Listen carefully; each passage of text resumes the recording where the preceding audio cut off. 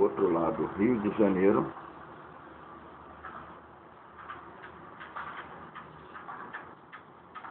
Deste lado, Niterói.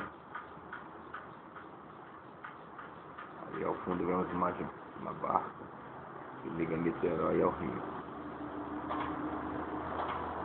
Ao fundo, Fortaleza de Santa Cruz, um forte português.